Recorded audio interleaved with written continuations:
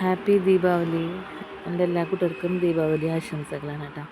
അപ്പം ദീപാവലിയുടെ അനുബന്ധിച്ച് ഉള്ള ഒരു ക്ലീനിങ്ങാണ് ആദ്യമായിട്ട് ഞാൻ വീഡിയോയിൽ ഇടുന്നത് കേട്ടോ.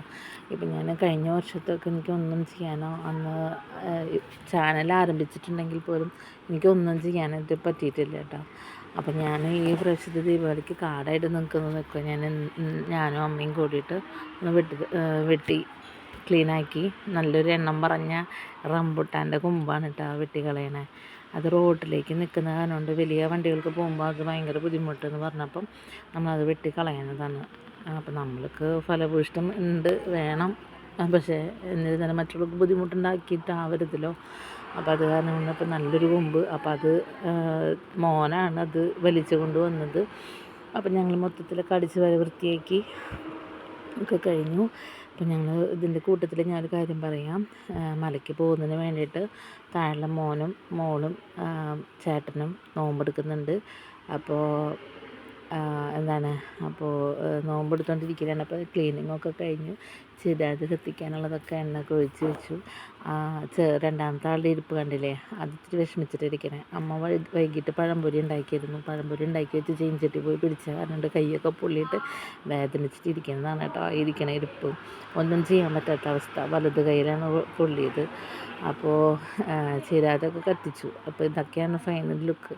ഞാൻ ഇതിൻ്റെ കൂട്ടത്തിൽ ഈ വീഡിയോയുടെ കൂടെ തന്നെ ഞാൻ എൻ്റെ കഴിഞ്ഞ കൊല്ലത്തെ വീഡിയോയും കൂടി ഞാനിതിൽ ആഡ് ചെയ്യുന്നുണ്ട് കേട്ടോ.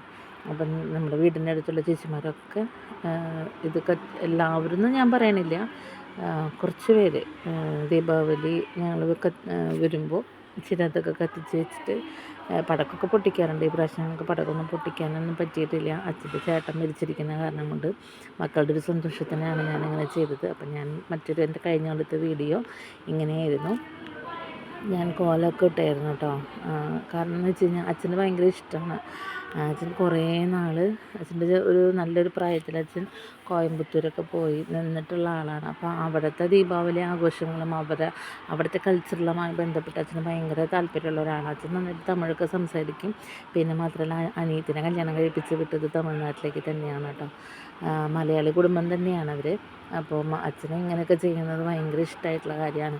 അപ്പോൾ കഴിഞ്ഞ വർഷത്തൊക്കെ ഞാൻ ഇത്രയും ഭംഗിയായിട്ട് ചെയ്യാൻ പറ്റി പടക്കം പൊട്ടിക്കലും കമ്പിത്തിരി കത്തിക്കലും അങ്ങനെയൊക്കെ ആയിട്ട് കഴിഞ്ഞ വർഷത്തെ വീഡിയോ ഇങ്ങനെയാണ് ആഘോഷിച്ചത്. ഈ പ്രാവശ്യത്തെ ഞാനൊന്നും ചെയ്യാനായിട്ടുള്ള സാഹചര്യമില്ല.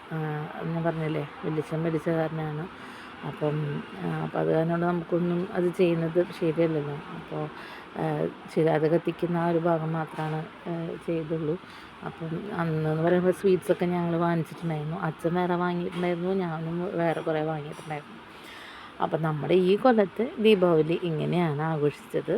ജസ്റ്റ് കുറച്ച് ചിരാതൊക്കെ കത്തിച്ച് വെച്ചു. അമ്മ പിന്നെ ഞാൻ നേരത്തെ പറഞ്ഞില്ലേ പഴംപൊരി ഉണ്ടാക്കി, അത്ര തന്നെ ഉള്ളൂ കേട്ടോ ഈ കൊല്ലത്തെ.